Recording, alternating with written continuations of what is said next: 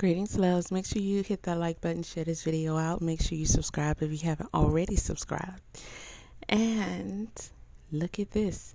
So Trump had his DNC speech. I didn't watch the entire convention. I watched like half of the speech and I like it. So let's go over some of this. President, the firefighter's uniform right there, number 27, Corey Compertor, the volunteer firefighter who was killed in Pennsylvania at the rally on Saturday. Very likely the former president will talk about that tonight. Oh, had y'all on pause. So the guy's name was Cornel West. I remember that.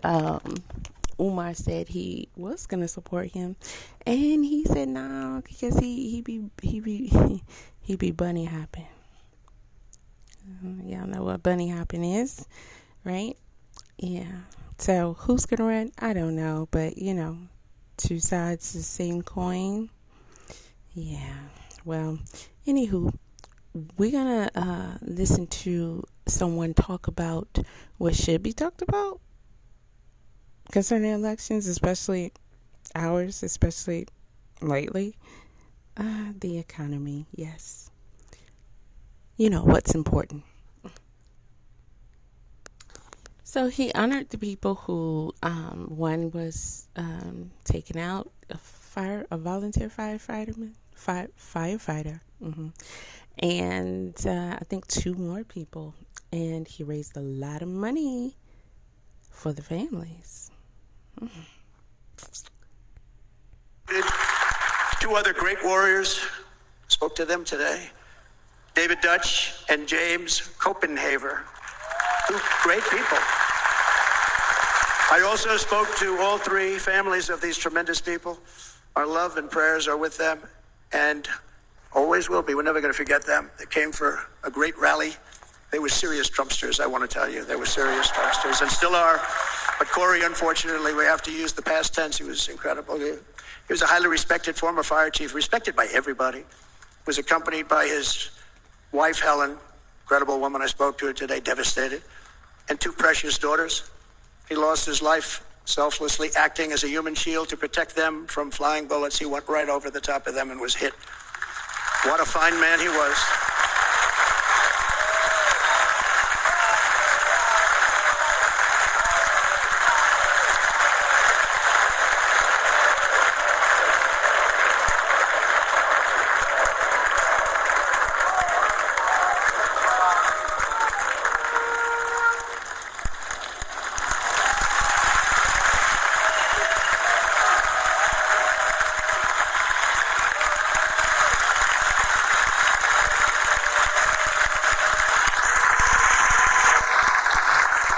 Trump has some shiny hair, but I thought his hair was orange. Am I tripping? Probably. But yeah, so $6 million or something like that was raised for the family. You know, I don't know. People say that this incident was staged. I don't think so, because what kind of trust do you have to have in a person to allow them to graze the side of your head? Yeah, no, we're not doing that. We're not doing that. But at any rate, you know, it does seem like a little bit of a coincidence, maybe, that we have a volunteer firefighter that passed. Does anybody know this guy? I don't know. Two people were injured, but they, still here. He said they're doing good. That's good. But, and then Biden drops out. All this happened. Right? Okay. But, it'll be good to see the country go Republican again. And we'll see what happens, Every time this guy speaks, he speaks about the issues that we are having in this economy and how they need to change. And that's important. That's important. The current administration has done nothing but terrorize us. I mean, literally. So, I don't know about all that other stuff y'all be doing, but, I happen to like Trump. I think he's funny. I think he's badass, and I think that's cool. And I think that's the kind of president that the United States needs. Don't fake and be nice and lie to us and, all that other stuff. You got to be tough in order to be the president. And that's who Donald Trump has always been. And I own 2 books done on him. I think I'll try to pull that up for you guys at the end of the video. And I read those years ago, and they were very good. So I always knew that he was going to be going for president. Didn't expect him to win, but he tells no lies when he talks about how he ran the economy. And I don't hear nobody ever trying to debunk him, because he can't, because the guy's telling the truth. Now, the past economy with him, past economy with past presidents, and current economy. I mean, what else? What else you got? What's the other? I know people are talking about the 2025 thing. I didn't find anything on it, but somebody said it was because I was looking up the wrong thing. So I don't have any information on that. I'm not sure. I've only heard the rumors. I have not looked into it. So I won't necessarily over concern myself with it, but I will educate myself on it. You have to pay attention so you know what to look out for. However, giving the current setup, the current situation, the current options, this one is a no-brainer. Now, for me, I am not big on believing in politics, rooting for anyone, or even believing, to me, presidents aren't really important.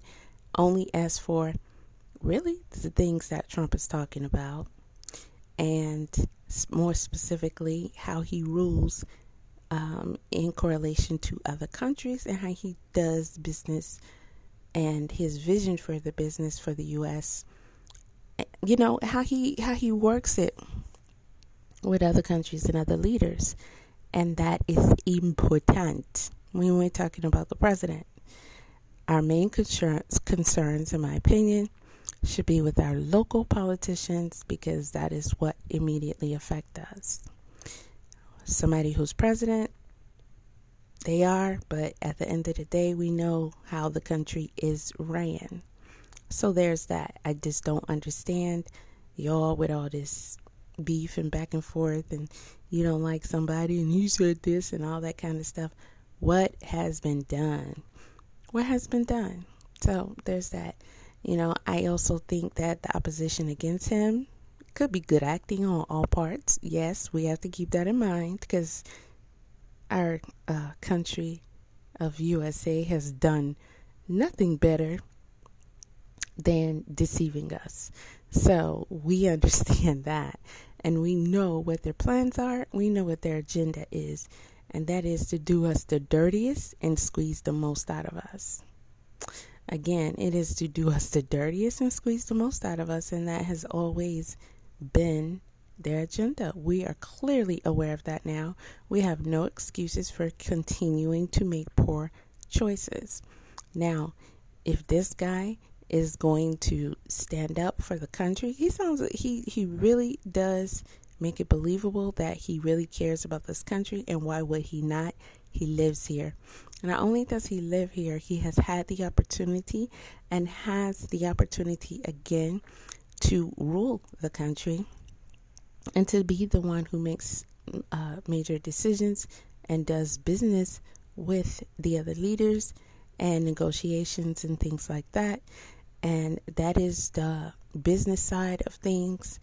That is, mainly for the president and his crew, that ultimately determines our safety and how our economy is and how things affect us on a day-to-day basis on the lower side. But also closer side of that is our local politicians. You need to know every one of them, and you need to know their positions. You need to know their history. You need to know their plans for the future. You need to know what their job duties are, their responsibilities, and you need to be their right hip, and you need to hold them responsible.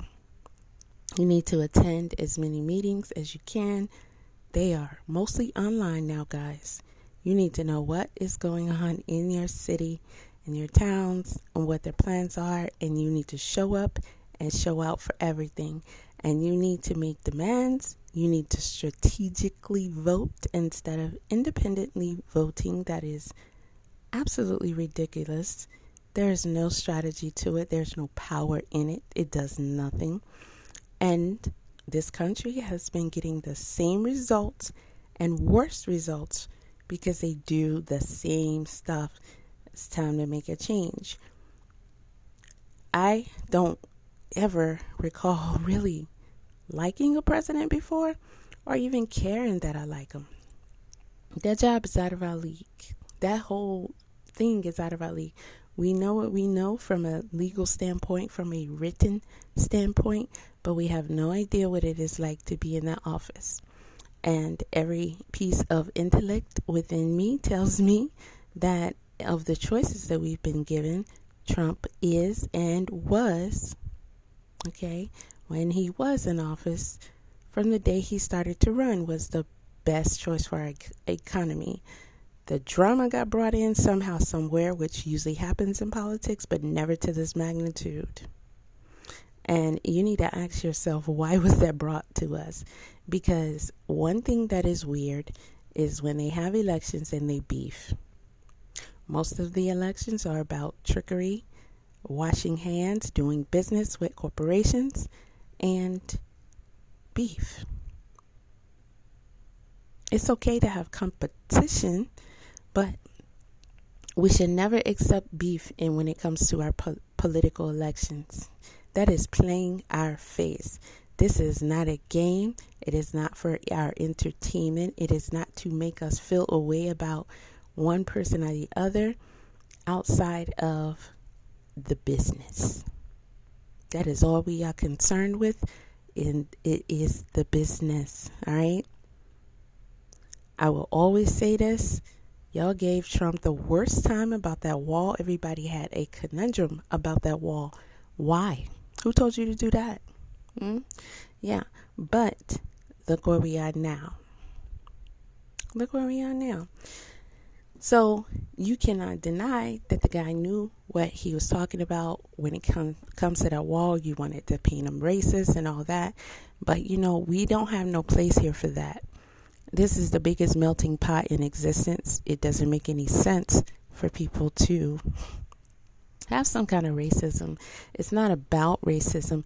It is about citizens and their safety and their well-being. So anyone outside of that never comes first before citizens. Okay? And we are not charity workers. Okay? We don't go giving money to countries just because they're having a problem, because ultimately you guys have no idea what truly is going on. And I guarantee you, all the ones you want to help will never lift a finger for you. And that is what is important. Okay. When it comes to the safety and well-being of U.S. citizens and politics, everything else, it just don't have nothing to do with it. Okay. And some of you say, well, this ain't right and that ain't godlike and this and that. Everything else has nothing to do with it, in my opinion. It is about the business. Okay. It is about what is best for our country. This is our country. We live here. We only have one. We're not going to get another one.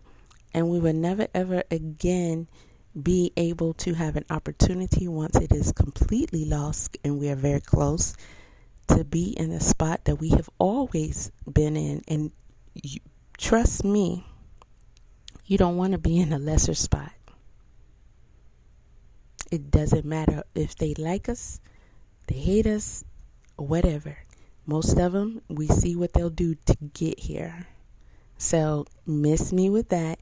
And if you want to come and dwell here, you're going to abide by the rules, and you never come first before us. this current administration has been nothing but a backstabber. And that is insane because this is their country too. So you got to ask yourself, what is that about? One thing you know is that it is very serious. It is very serious. So let this man in. Let him do what he say he gonna do. Let him kick butt. Don't be down his throat. That's not your job. Okay? Nobody can muck us up worse than we have been, mainly under this current administration. Nobody. So you need to stand back and let him do what he can do, because he not gonna be here too much longer. And I can guarantee you this: we're never gonna get another warrior like this who wants to run the country. I'm gonna tell you that. This country don't even make them like that no more. All right? Anybody else, and I don't care who it is, anybody else is going to be a pawn and a puppet, more so than Trump will. We all know as well as understand the country has an agenda for its citizens, and they are going to try and push and maintain that agenda as much as possible, which is one reason why they don't want Trump and have gone against him so harshly, because he opposes a lot of the things that they try to do. And another thing, he warns you, he tells you straight up, this guy, every interview that I've seen him do here lately, he has stayed strong and focused and very adamant and sincere about the state of the country and how it needs to change and how we need to wake up and pay attention, because we are not okay. All right? There is only one thing I have a problem with him. Well, there's two. There's two things that I've always had a problem with him. We'll get into that, but let's listen to some of this. I want to thank the fire department and the family for sending his helmet, his nation around, and we're going to do it very quickly. Thank you.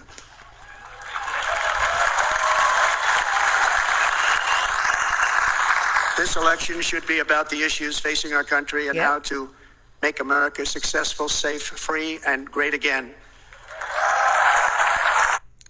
This is my biggest problem with Trump, and it leaves me with the side eye. But I still stand firm that there is no one else that I would prefer to run this country. He doesn't only talk a good talk. He has shown that he is a fighter and a warrior, period. No matter what they threw at him, this man in his old age has still stood tall and said, I don't care. Keep it coming. That's okay. I expect it. This is ridiculous. However, what about the economy? What about the status of our country? What you got going on here? This is not good for us. When I was in office, that is a great slogan from him. When I was in office, when I was in charge, when I was the leader, when I was president, and he tells no lies. What comes after that is no lies. And it was, I want to say, in my opinion, a good 99% of what I hear was the absolute best decision for us at the time. So, that Make America Great Again, on the other hand, I guess it's just a reminder. What is it a reminder of? It is a reminder that at the end of the day, my people need to get it together. I don't know if they'll ever understand that enough and do so, but they need to get it together, because, again, at the end of the day, it is only up to us to do what we need to do for us. Okay? We are a collective as citizens of the U.S., and then there's us. And no one on the planet is in more trouble than us, and has been. Okay? That is not up for debate. And so, the Make America Great Again slogan bothers me, because at the end of the day, it tells me that, in which it should be. So there's that. However, no matter what is said and what is done, people are going to look out for themselves and be more concerned and firstly concerned about themselves and their people, right? And where we are always seen as and used as what we can be helpful and useful for. But at the end of the day, nobody really cares about us, likes us, wants us. They do envy us. But that ain't even a flex in this situation. It is, but it isn't. I don't need to explain it. If you're not us, you're not going to understand. However, all of my people who are in support of him being in office, I can guarantee you the majority of the reasons for that is because as an executive decision, a business decision, a logical decision, it is the best choice with what we have. And I don't think that you guys can bring anyone forward that could top this choice. Who? We would have known who this person is by now. That's how much of a capable warrior they would have been. And they don't exist. It is the best decision. Outside of that, we, us, me, my people, we are still where we have always been, in trouble and at the bottom.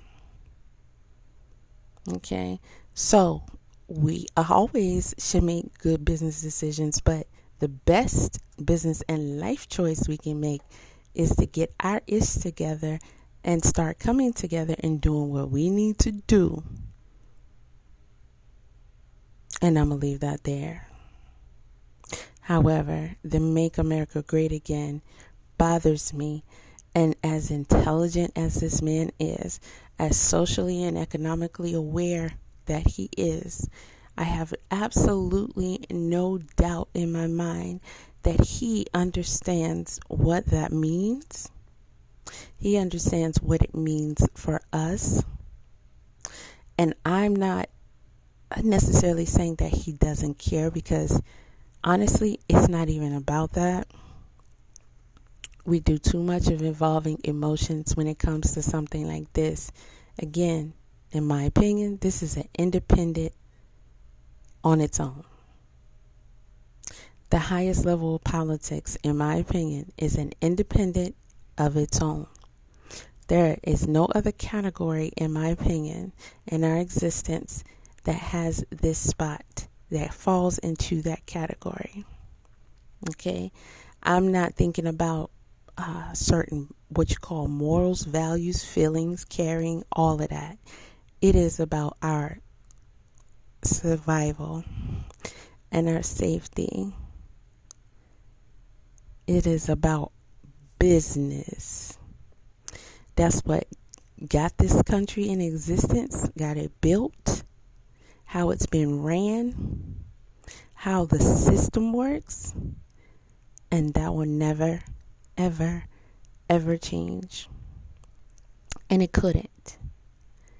You made the mistake of allowing them to convince you that you should have all these feelings and emotions in it, and you should be extra sensitive and making thoughts and choices about this with your feelings. No, you are supposed to use your head and your natural instinct of self-preservation, right?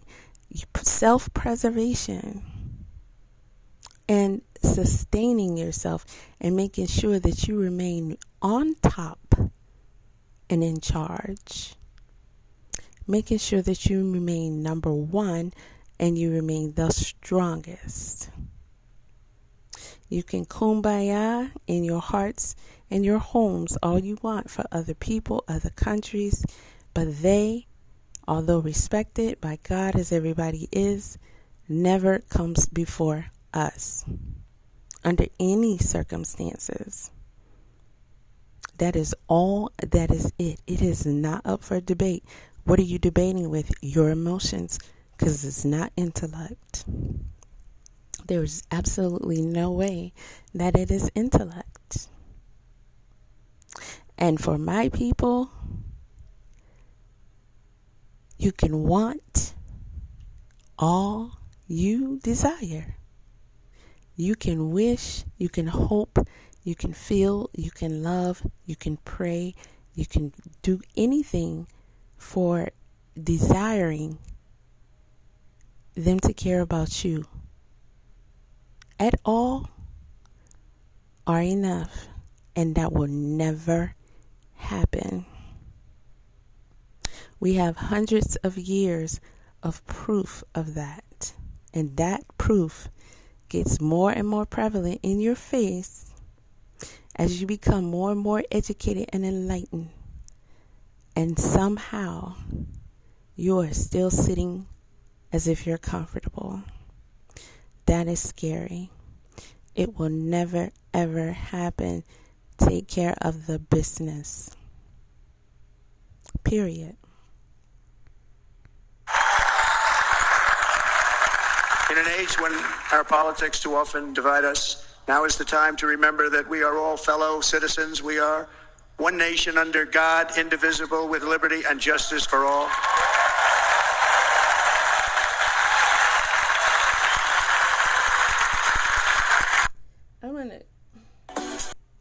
So as I spoke to my people, I want you to look at this. I want you to look at this place and how full it is. How full it is. And look at the slogan. Huge. Plain as day. Okay? Plain as day. And I guarantee you there's nobody in that room that opposes that slogan. When he says that slogan, they praise it, they love it. Because do you want to know what that slogan means in case you don't understand? Because America was never great. America was never great. And if you want to debate that, then you probably would. But you would be debating it from you and your ancestors' experiences. So everyone outside of us who they call the blacks has had a point in time, more than one time over, where America was great for you. Because you pushed for that. You fought for that. Okay? You gained control over places, people, and things to make that happen. You do a whole lot of things to ensure that it remains that way. And it is all at our loss and expense. Always. Because without stepping on our necks and our backs and keeping us underneath you, it could not have ever happened, and it could not have ever been maintained for so long. And nobody's giving that up. Who's volunteered yet? No one, and no one will. Okay? If someone even speaks of that, I'm pretty sure they'll be taken out quickly. Trump don't even talk like that. He says, make America great again. Okay?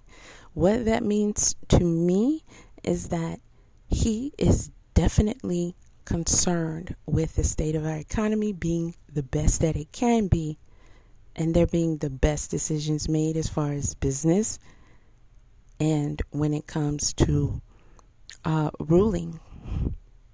Okay? And I'm speaking of other countries and keeping our position and our status. Okay? That is great. That's what we need from a president. However, at the end of the day, there is something else that he and anyone else is always going to be concerned with, because that is law. That is the rule of this country. And that is to make sure that we never are any more successful than they choose to allow us to be, which decreases every day. And make sure that they remain in their spot. They are taken care of first, foremost, and always. And that they are ruling over us.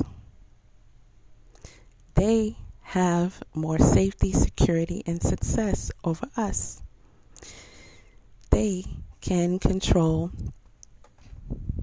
not only the state of our being, but our very existence.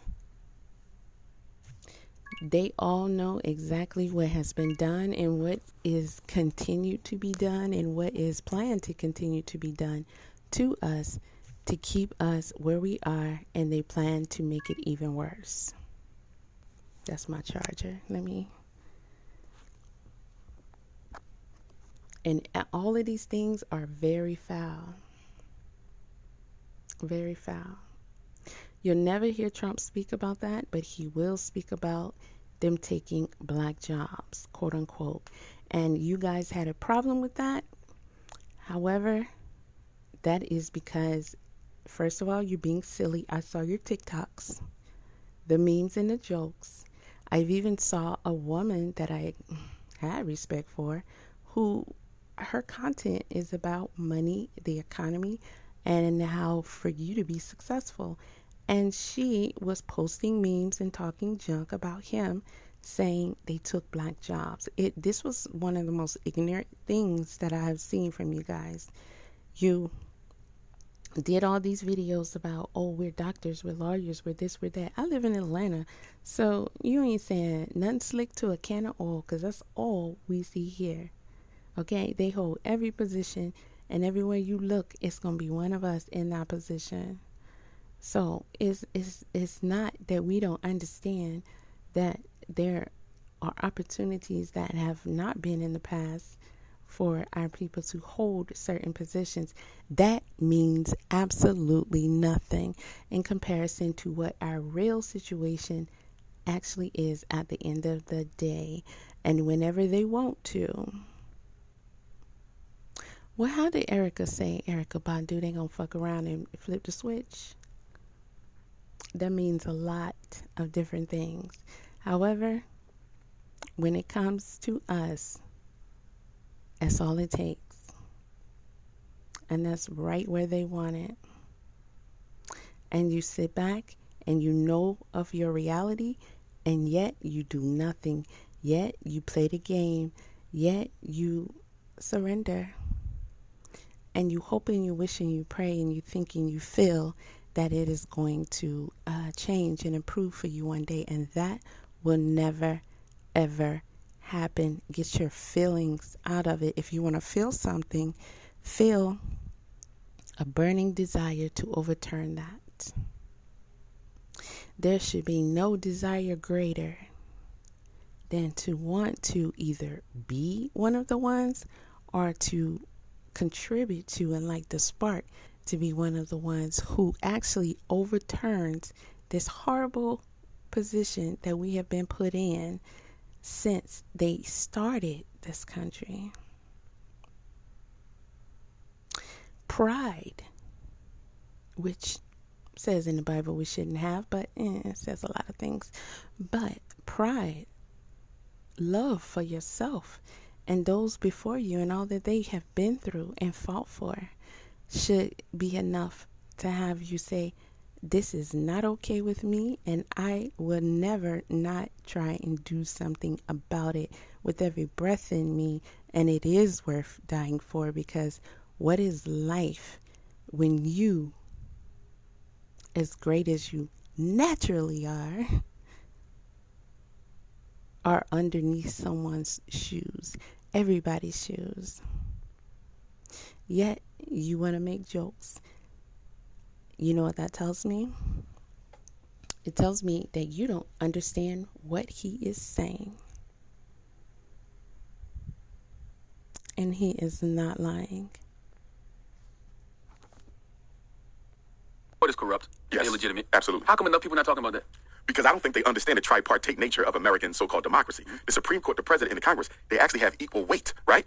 Well, they did. But now what the Supreme Court just did was they gave the president a few days ago absolute immunity from criminal prosecution for decisions made in office in carrying out his constitutionally protected duties. That's very dangerous, because what that says is the president can never go to jail even if he commits genocide if it was done in an act of office. So let's say hypothetically Donald Trump or Joe Biden sends the National Guard into New York to quell a black protest, and the National Guard, God forbid, ends up executing 5,000 of our brothers and sisters who were protesting peacefully. Even though it was ordered by the president of the United States, he cannot be held accountable for that. Why? Because he did it in discharging his duties as commander-in-chief. Now, let me give you an example here. Umar, when it comes to him personally, trash. He is a clown when he wants to be, and that is often. Only time I pay Umar attention is when he's having a serious conversation like this. Because one thing that's undeniable is when he gets to talking like this, he comes correct and he knows what he's talking about. Now that school and, him as a father and all that other kind of stuff, all that drama throughout the years, I ain't with it. I ain't with Umar on none of that. But I'll listen to him speak when he speaks like this because he knows what he's talking about. And what he just said, that's something that black people need to remember. Okay? You need to remember that. Can never go to jail, even if he commits genocide, if it was done in an act of office. So let's say, hypothetically, Donald Trump or Joe Biden sends the National Guard into New York to quell a black protest, and the National Guard, God forbid, ends up executing 5,000 of our brothers and sisters who were protesting peacefully. Even though it was ordered by the President of the United States, he cannot be held accountable for that. Why? Because he did it in discharging his duties as Commander-in-Chief. So we don't no longer have a president. We have an emperor. We have a czar. We have a king. Because what the Supreme Court just did is said the president is beyond reproach, and the president is beyond the reach of the law. Dangerous. Yeah, and I feel like enough people aren't having that conversation. They're not having that It's weird conversation. to me. Like, I understand, talking about Biden and his bad debate performance. Yeah. I get it. Yeah. I even understand talking about Project 2025, even though it's a hypothetical. But this is happening now. Yes. And nobody's yes. having a conversation. And for black folks, it don't matter if it's Trump or Biden. The bottom line is the president of the United States, none of whom have ever been friends of the black community, will have the ability to do what they want as long as it takes place within the execution of duty. They cannot be held criminally liable. Now, here's my thing. I wonder what... Now, with that being said, my message will always remain to my people. We are in trouble. We always have been in trouble. We are in more trouble now than we have ever been, honestly. And you need to remain aware of that, and you need to make moves upon that. Okay? I think we talked about this probably my first visit to the Breakfast Club, where I spoke of how the U.S. Constitution does not give your child a right to an education. The word education is not in the Constitution. But many people feel like educational taxes or their taxes that go to education is too burdensome and cumbersome. And they're saying, why do I have to pay school tax when the Constitution doesn't even give nobody a right to get an education in the first place? So why am I paying for this? So a lot of people want to phase that out. Remember, when you go to white America, half of white America either don't have school-age children or don't send them to public school anyway. So they want to completely blot out the school tax. Not only that, the money that still remains, they want to redirect it to not charter schools, to private schools and parochial schools, which, to my understanding, is a violation of the separation of church and state. How can you get public money to the Catholic school? But that's what they want. Now, with that being said, they want to get rid of the Department of Education. That has never, in my opinion, been anything beneficial to us in the first place.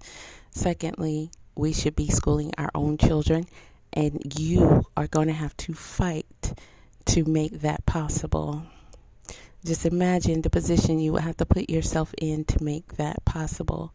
That should be your concern. This whole man against woman crap, y'all need to cut that out. Because don't act like man don't need woman, woman don't need man. And above all, the so-called black man and woman needs each other more than any other culture. And other cultures are being there for each other and being together and being families more than we are. We are the main ones who fell for that trap and who be online and in real life beefing and trashing each other, disrespecting each other, disrespecting the family unit. It is almost non-existent in our communities. And that is ridiculous. You have the most power, especially economic power, as a family. As a husband, a wife, and a family. You have no legacy. You have no generational wealth. Okay. You have no empire without your family. You've been tricked out of it. What a shame. You, because silence in the face of injustice is complicity. And that's why, as far as I'm concerned, the Democratic Party and the Republican Party are two wings on the same bird. And the one question we never have, when are we going to organize the black vote before we vote? Right. If you notice, everybody tells us to vote. The politicians, black businesses, the fraternities, the churches, vote, vote, vote. The Urban League, the NAACP, Congressional Black Caucus, vote, vote, vote. Why do you think nobody never says organize the black vote before you vote? So we vote as a... Now, this is something that I've been talking about for years. This is something that I've been trying to get my local community to understand and be on board with. And it is wild to see that nobody takes to this. They feel like that people will go online and share their most intimate, personal business. We've seen people been taken off the earth online. We've seen it all online. Nobody in the history of our existence has shared as much of their business online since the internet became than they do now. But when it comes to voting, you act like it's top secret. You will do it separately. Spouses will vote opposite of each other. They won't even discuss sometimes who they vote for. People will lose friendships over the support of one and the other, when who is president should not be your main focus outside of who you see as the strongest warrior to protect this country and economy when it comes to other countries. Other than that, you should not even concern yourself that much with who the president is. They got y'all focusing on the president and not your local government, not your local politicians.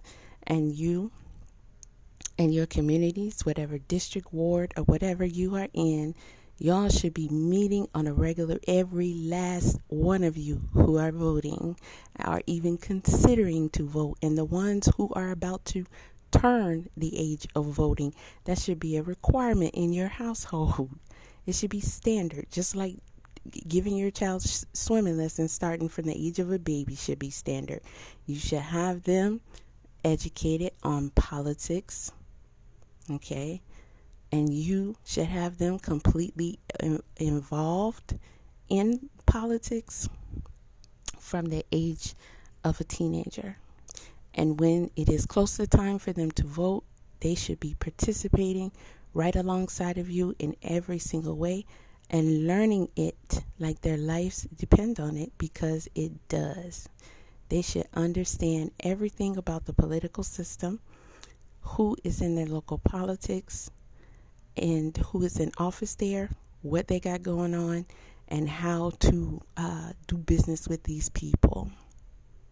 Okay, they should understand how corporations affect each and everything and what to do as far as that is concerned.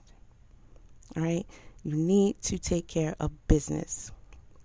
You can never, ever have an effective vote that is going to be beneficial for you if you keep voting the way that you do. It is top secret who you voted for. Or you will stand by someone and promote them, and you don't even know what their job entails. You don't even know what they support and what they don't. You don't even know what they sign off on and what they don't. You don't even hold them accountable. You don't know what monies is coming into your community, how it gets dispersed, how they even get the money, and what they do with the money. You should be having their accounts just like your own. But you have to start with yourself, because until you get yourself and your business and your household in order, then you will begin to understand the importance, and you will have the knowledge and the discipline to, stay on top of what their books are, because that is your business. It is your business even more so than the business of your household financial books, because it directly affects the livelihood of your household, and you can't do nothing with those books if your economy is steady kicking you in the butt. And they get to do whatever they want to do, and you have completely rendered control to them. They stay in office, and you keep voting them in because that's just who you always voted for, or it's because you like them, and they will do whatever you allow, whatever opportunities you present for them, they are going to take them, because that is the nature of the business. They will tell you anything, and they don't even have to tell you anything now, because your standards are that low. You will vote for them, and you have no idea what you are doing besides checking a box. That is all you know about what you are doing. You have no idea what type of business is being done as a result of who you allowed in that position to do the business. And the business is businessing. So it is about the business, not about you. You will go to work, you will complain, and you will comply. But you are not about business, and they are. And whatever it is that they want to implement, regardless of how it affects you and your family and your future existence, they're going to do it. And you stand by and you let them, and they know you're going to do that. And so they will continue to do that. And it is not, and has shown that it has not been beneficial for you at all. It gets worse and worse. You lose more freedom and rights every single day. And you allow them, again, to put your emotions in it, and you will fight each other over something based upon what you were told to feel and how you think you feel, instead of what is best, what makes more sense. The decision should be made based off of that, not because I don't agree with that. I don't agree with, I don't agree with that lifestyle, or I don't agree with that person. I don't like that person, or nobody cares about how you feel. If it's not going to negatively affect us as a whole, then and it can be beneficial to at least some, then you should support it. If it is not going to be what is best, then you should fight it tooth and nail. And you should be a group of power. And we used to be, but we aren't anymore. You should be a group of power. They should walk into the office in fear. And first and foremost in their head, it should be, I am concerned about being held accountable by my citizens. I am concerned about being able to keep my spot, because these people have come in, they have talked to me, they know everything about me, they know everything I supported, everything I opposed, everything I've said, everything I've done versus what I've said, everything I have not done versus what I've said. And they have laid out a list of demands. They know what my job responsibilities are. They are holding me accountable. They know every penny that we should get. They know every penny that we do get, and they know exactly what we do with it. And it will no longer be what we want to do with it. It will always be what is best for the citizens, because they have told us what they need, and they are giving us a time limit and coming back and checking on us to see if we have done it. And if not, we will pay the consequence. And the consequence will be them knowing exactly the law and the rules and how to implement them. Whatever punishments we are legally allowed to have placed upon us, we will get that.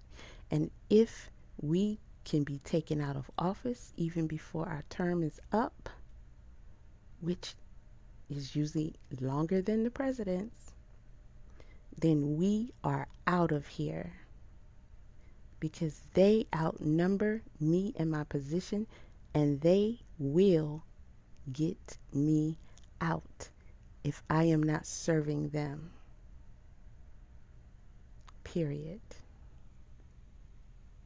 So we vote as a block. So politicians know we're doing this as a people. You know why? If we voted as a block, Envy, we can hold people accountable. See, if I vote as a block, I can hold Eric Adams accountable. I can hold Brandon Johnson accountable. I can hold Kamala Harris accountable, because she know we went to the polls as a people, united in oneness. But when you vote as individuals, schizophrenic, disorganized black votes, who you gonna hold accountable, Envy? The mayor can do what he wants. You voted alone. You didn't link your vote with nobody. What can you do to me? If you say you go to Joe Biden, what you gonna do about police genocide? What can you do to me? You voted by yourself. If you notice, if your political power is all about mass organization, if you're not organized, your vote only matters to the person you're electing. It'll never matter to us. Why don't you think we have organization? I was watching, I can't remember, I think it was maybe Godfrey. Godfrey was talking about we just can't organize, even as organized crime. Like there's the Russian mafia, there's the Chinese mafia, there's the Irish mafia. Well, I don't want to discuss why we can't, because we just haven't. Only thing I'm discussing is we will, we do, and how we're going to do it. That is all. That is it.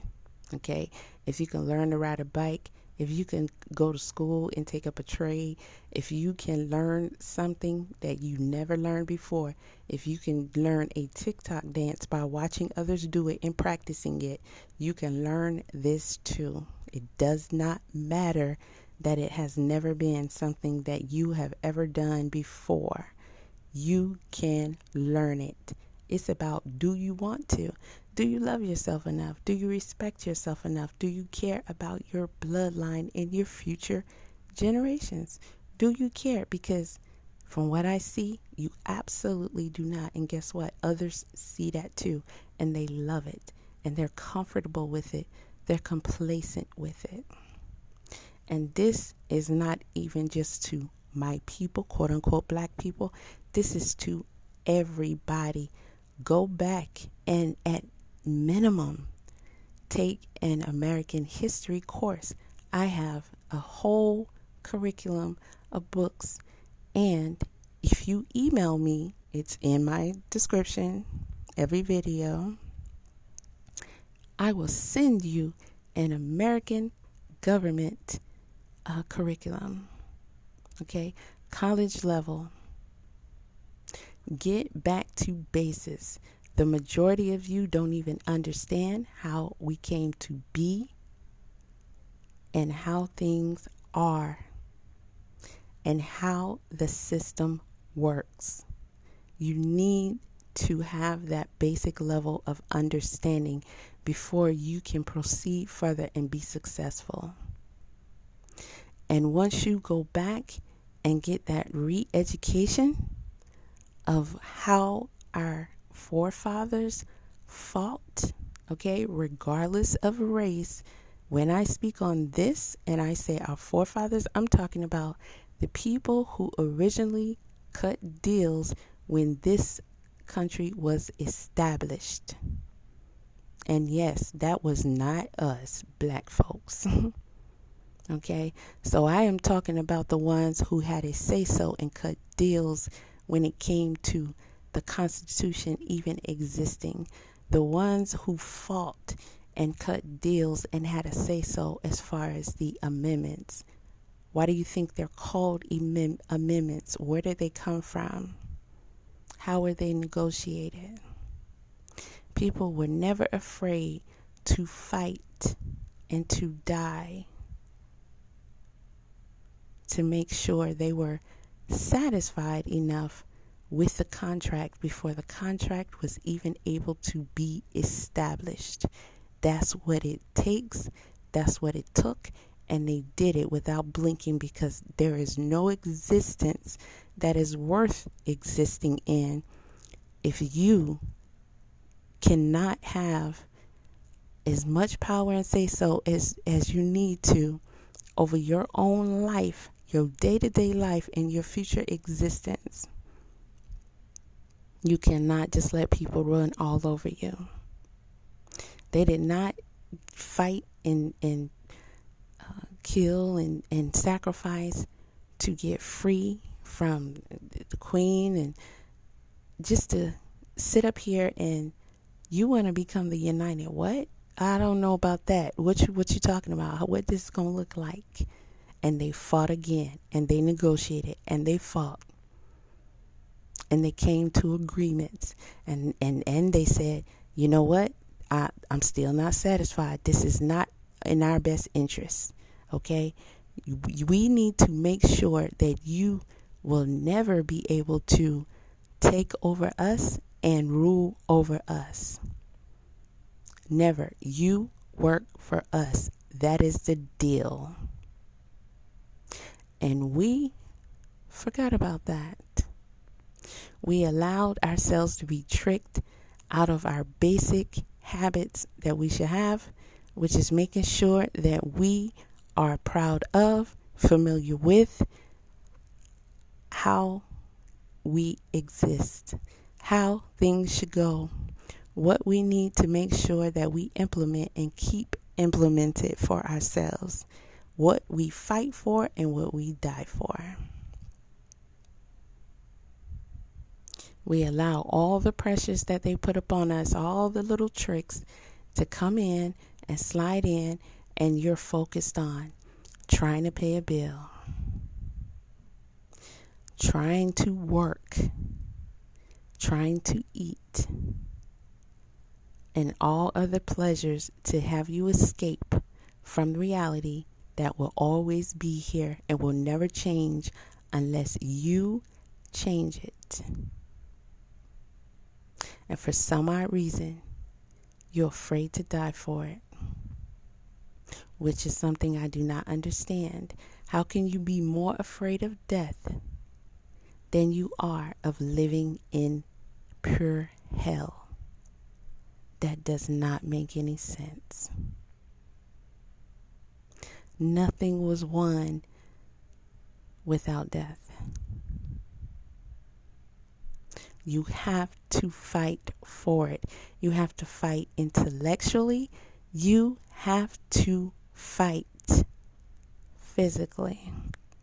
There are other books that you guys need to be reading. This should be standard in your household.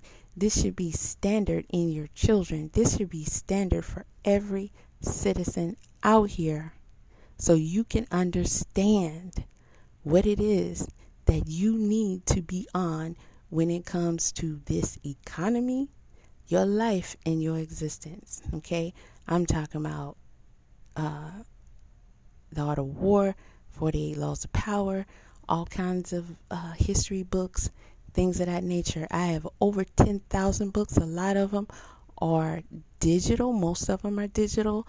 A lot of them are PDF, ebooks, and I can share them. I don't care who you are. Okay? Anybody who is already in position to rule, to make decisions over your life, they done already read all this stuff. They already have this literature. This is what they use. You cannot fight this in any way if you're not educated on what's going on and what you need to fight it. You can never, and you must be educated. I don't need to know who you are. Send me an email and I'll send it over. My only request is that you not only actually read it, study it, learn it, implement it, but you share it.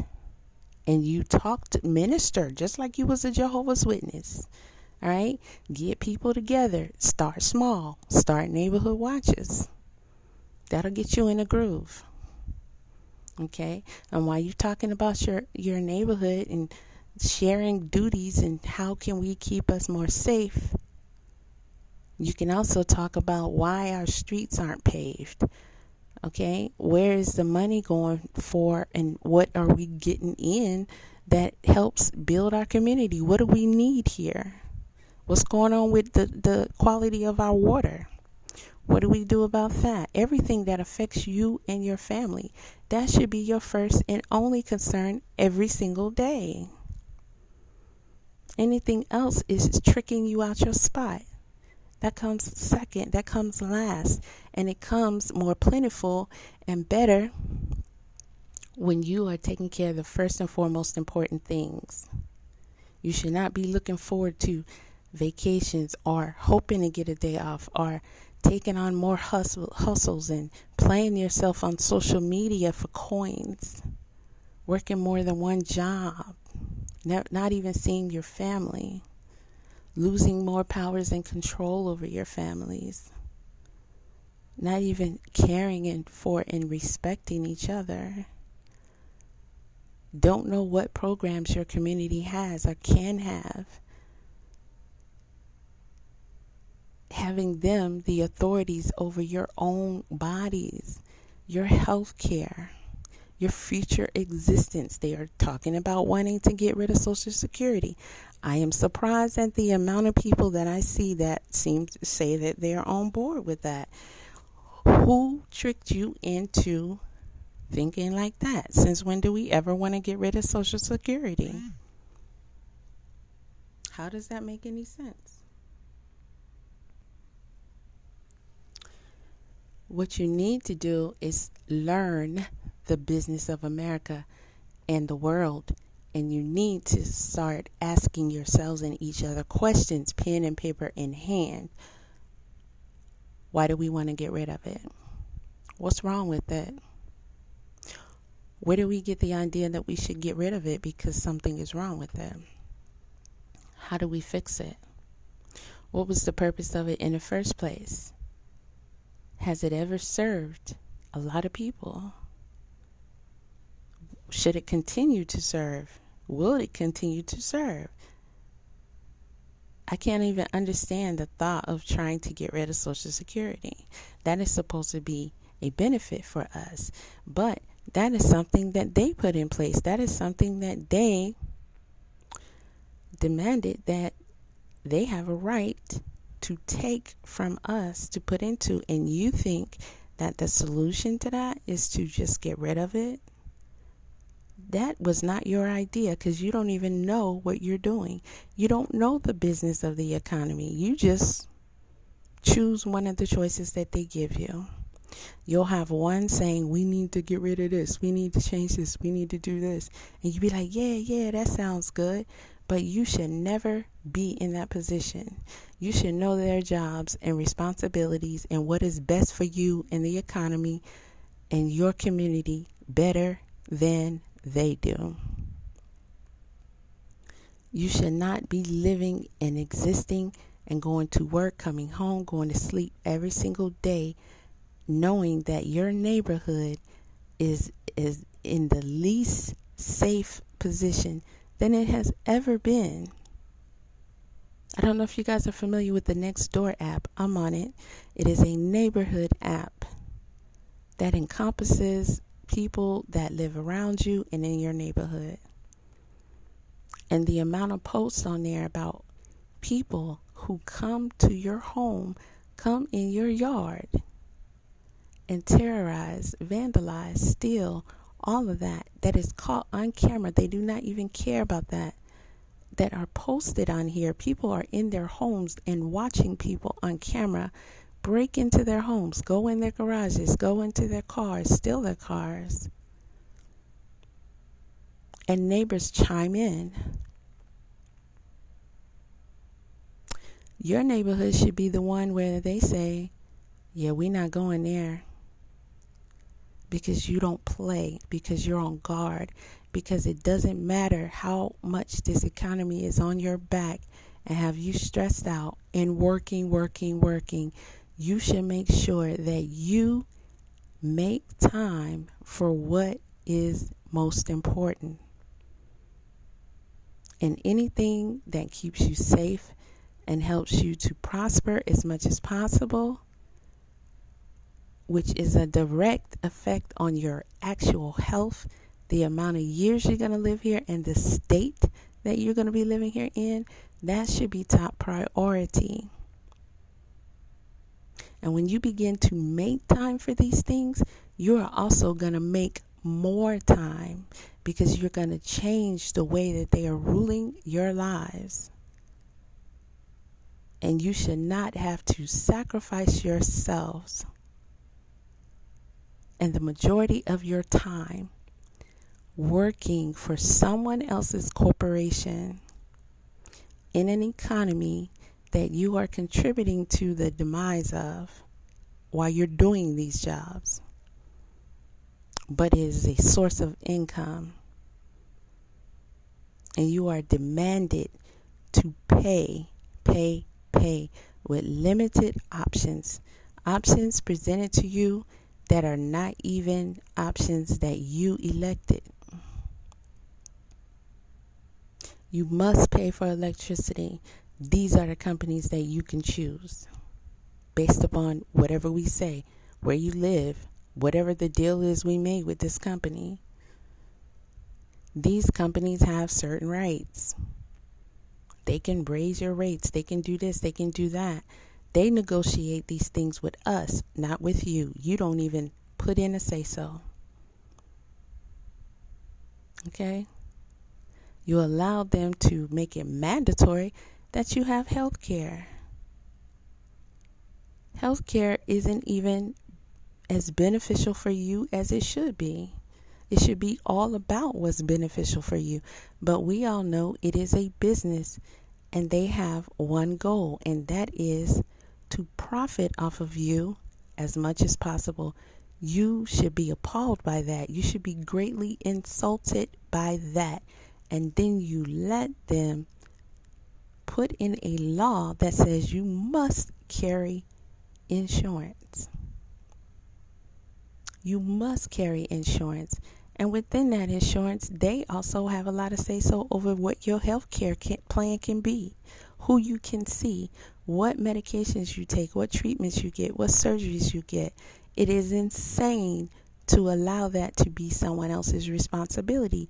Yet you want to argue whether or not they should have a say-so about a woman's body. There should be no arguments concerning that. It does not matter whether you agree with abortion or not. Life and death has always been a thing. And unfortunately, there are circumstances where a woman may need to choose to elect to use that, and she has that right. Not as a form of birth control or a oops, but there are plenty of different scenarios to where a woman or a couple should and may need to make a decision to not have this child. That is none of your business. It is their cross to bear at the end of the day.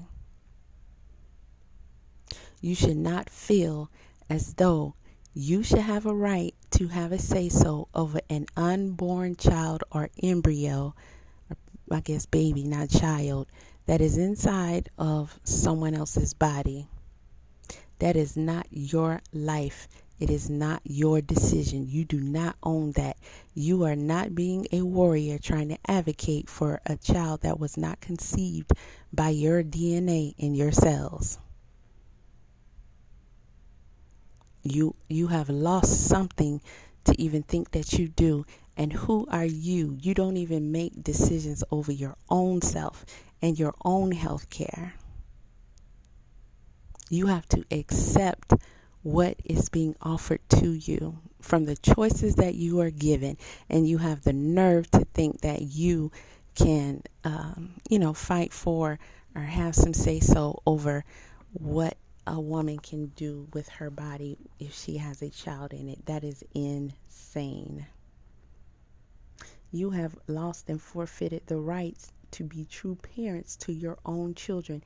You know as well as understand that you do not even, yes, I'm going to say, own your own children.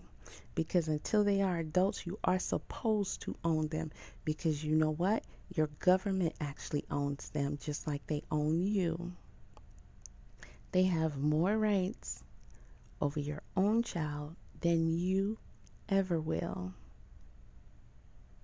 And that is not a secret. You know it, and you allow it to be so. They have more dictation and more say-so, and they can come and take them whenever they want. They can ultimately make the decisions. And when you try to fight it, you're going to find out, oh, that's actually my child. I just let you have it. And you do not fight against that.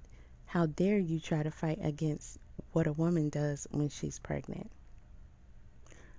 You think it's wrong? Okay, good for you. You don't have to answer for that. That will be between the creator and the person making the decision.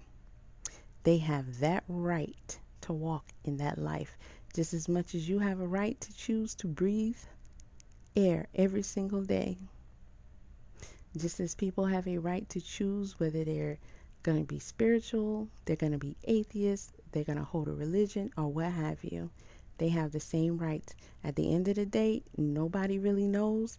And when it's all said and done with, nobody's going to ask me no questions about what all y'all did. It's going to be about me. And that's it. You cannot answer for or be held accountable for a woman choosing to abort a child. even her spouse, will only hold a limited amount of accountability. Ultimately, that will be for the judgment of God and that woman. And God sees and knows all. And he's going to make the decision whether or not this is done justly or it is done maliciously. Whether he's going to pardon it or you will be punished for it. That is not up to you. That is not up to you. Some of you guys think people should be executed. Some of you think that they don't. But you don't think it's weird that your states have different rules and different laws when it even comes to abortion. I believe it's New York. 9 months you can abort. Different states, different stages. What is the logic behind that? Because they say when it's a life, once it is determined to be an actual life, an actual embryo, an actual baby being developed, and they told us 6 weeks. So how can any state go past that? But they do. Y'all don't seem to have a problem with that because you allow it to be so. It is impossible for that to be so. That tells me that this is not even about, oh, you think that every child has a right to live. Does a 9-month incubated baby have a right to live? Because I'm confused. How can it be okay for a woman to abort at 6 months or 9 months, but in this state, not at all? Or in this state, up to 6 weeks? That doesn't make any logical sense. So you play yourself and you allow yourself to be played that way. That is ridiculous. You don't even know, half of you, what they are even teaching your children in these schools. I put out a series years ago called What Are They Doing to Our Children? Forewarned you about how they changed the curriculums in schools and how you guys need to be abreast of what the curriculum is, and you need to have every say-so in it. This is what your child is being taught. Most of you ignored it. YouTube put me down for it. They said it was not allowed. They're not going to have it. I tried to post it again some years later. They put me down again. They are not having that content. I still have it. I made 8 episodes. And what it speaks on, what it shows, everything that has already been taking place and everything that you know now. How do you look up and you can't even choose how you discipline your children? How do you look up and your children have rights that they shouldn't have without your authority and your okay? But they can make these life-altering choices without you, and it will be held from you and funded with taxpayers' money. That is not your child. And you're okay with that. That tells me you don't care about yourself. You don't care about your offspring. You don't care about your future generations. At all. You need to be strategically voting. That is the only way you are going to begin to show them that you're not playing and get back the power in your hands. Getting a few people to vote for your favorite politician is not helping you. Whatever they say to you doesn't matter. Even if they come through with some of that, it still doesn't matter. What matters is that you put yourself in a position to have the power to be in control. And they are absolutely clear on that. And they know they work for you and they answer to you. And that is all. That is it. How do you think that is? Legally and illegally. Yes, you're absolutely right. To your issue with crime. Take the Italian mafia. Back in their heyday. No women, no children, no elders. If you kill one, even by accident, we take your life. That was the rule. But in the black community, you can hit the elders, hit the kids, hit the pregnant women, no rules, no consequences. Self-hatred, petty differences, and the indoctrination of white supremacy, meaning most black people feel the only people they need to be accountable to are whites. They can never answer to a black person. This is why if you talk to any black supervisor or black manager, they'll tell you they get more hell from their black employees than their white ones. Because whenever we see black authority, we rebel against it because we've been trained to believe that black people are worthless. And if you yourself is worthless, how much more worthless will be your authority over me? Until we do something about the collective self-hate of African people, we will never change anything else. It is the psychological crutch of self-hate that keeps us where we are. We are $2 trillion people. Why are we waiting for reparations? Don't get me wrong, we're entitled to reparations, but why are we waiting on them with that type of money? It makes no sense. It's because we do not believe in working together. We would rather wait on white supremacy to change itself before we change ourselves. I don't know if we can ever reverse the self-hate that we have for each other. We can, but you got to start with the children. Here's the problem. We're raising the children the same way we were raised. You see that? I look at the way somebody just sent me the video the other day of 3 girls stomping out this crossing guard. I mean, stomping her out, tried to kill her. I don't know what happened. Tried to kill her, right? Where did the children get that? Where did they get this thing to self-destruct, crash out on each other? They're taught it in their homes. And this is why when I first conceptualized the FDMG Academy. Now, we're not going to talk about his academy, but as far as that, we are not raising our children. Anybody who says that is lying through their teeth and they know it. You're not raising your children anymore. And you need to figure out how that happened, why it's happening, and how can you change it. Period. You're going to have to take that power back. You are going to have to change your lives. And you are going to have to be an example. This in Chicago are going through it. Whenever you talk about what black people here in New York are complaining about, they'll say, that's MAGA messaging. How is it MAGA messaging? It's not MAGA messaging. Listen, the bottom line is when Joe Biden got elected, he said he wanted to fast track 4 million undocumented residents to full citizenship. Black people completely ignored it. I spoke on it. I said, do you know why he want to fast track 4 million? Because he know he's not going to do nothing for us. We ain't going to be motivated to vote for him in November. So what he's going to do is have these migrants already set up with citizenship so they can replace the black vote that he loses. The migrants are being put in our communities on purpose, New York and Chicago on purpose, because they are what? The 2 blackest cities in America. They're the 2 largest cities in America. They're the 2 most politically conscious black communities in America. So if we can wash out the black with the brown in New York, if we can wash out the black with the brown in Chicago, Philly don't stand a chance. Atlanta don't stand a chance. LA, Houston, Dallas, Detroit, Chicago don't stand a chance. The migrants are here for 3 reasons. Replace us at the polls. Replace us at the low-end industry jobs, right? See, when Donald Trump said during the debate that Joe Biden is taking black jobs and giving them to migrants, he was correct. Although he didn't say it because he cared about us, but he's right. When people say, what do you mean by black jobs? Get out your bougie feelings and deal with the reality. 1/3 of black men have a felony. So there's a lot of jobs they will never qualify for. They are mostly what? Essential workers, warehouse, trucking, security. And a lot of those jobs are going to who? The migrants. So that's what he meant by black jobs. We got to stop being so sensitive and look at the reality of it. I was reading a report the other day. They said the Latinos taking over the construction jobs. They taking them over. And in the low industry work, like your gardening, your landscaping, completely taking it over. They're not the enemy. The problem is black people don't get as much opportunity. So then people say, well, you know, white people don't really like brown people like that. That's true. But you know what the difference is? They don't have the burden of accountability with them that they have with us. We built the country. So every time they look at us and deal with us, the bottom line is y'all brought them here and they built y'all into what y'all are. They don't have to say that to the Venezuelans. They don't have to say that to the Colombians. They don't have to say that to the Mexicans. So although they don't like brown, they would much rather deal with them than the black, because with the black, there is a white man's burden that you owe them restitution for 246 years of unpaid labor. Now let's look at what Eric Adams is doing over there in New York. A family of 4 is getting $1,400 a month. So I hope that helped give you guys some clarity on that statement and what it means. All right. So the final thing I want to highlight is Cop City.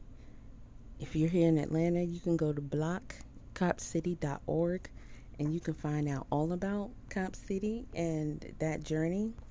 Okay, and I'm pretty sure that a lot of you in your state, you have a Stop Cop City organization, and you need to find out what is going on there. This is very big, it's very important, and it's going to be very bad for us if we don't fight against it. You can go to Instagram and you can put in Stop Cop City, and you'll see all of these organizations in different cities, different states in our country, and you need to check them out, see what's going on, see how you can get involved, see what they're planning, see what it means for you and yours. Okay. So Trump announced who his VP will be. Here, Jason, thank you very much. Jason Aldean, he's good. I like his wife even better, by the way. She's here. Thank you, Jason.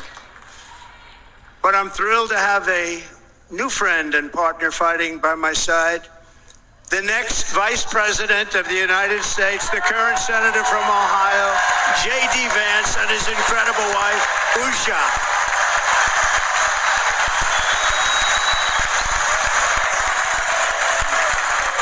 Okay, so I have no idea who these people are.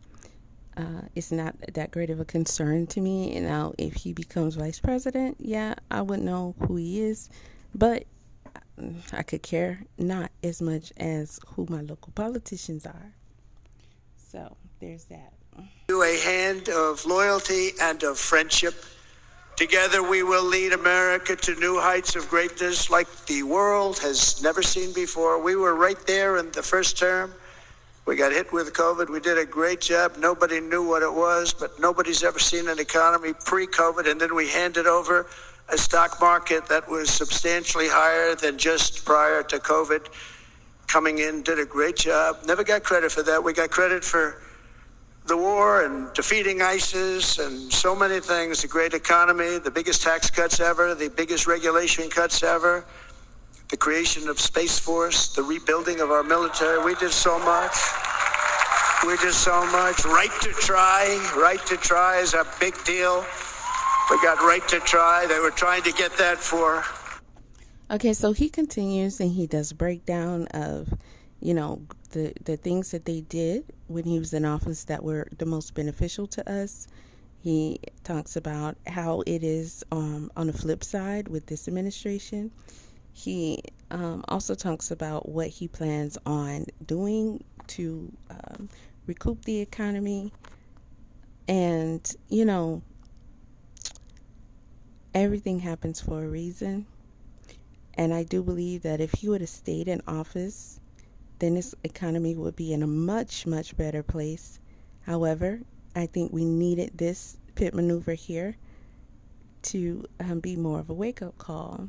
Because even when he improves the economy, we still would never be where we should be, because they will only pacify us just enough and keep their foot on our necks, all so that we will not do what we need to do, and that is put ourselves first and put ourselves back in the positions to where we have the control over how we are living and existing. You only get one life.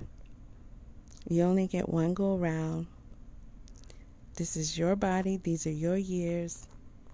And you should not have governments and corporations dictating your very existence, the state of your health. They have the power over every aspect of your lives. And you should have a problem with that. Now, I've watched the majority of this speech. It is very good. It is up to you if you want to continue to watch it. What I have to say, I'm done here. Leave your comments below. Like, share, and subscribe. Peace.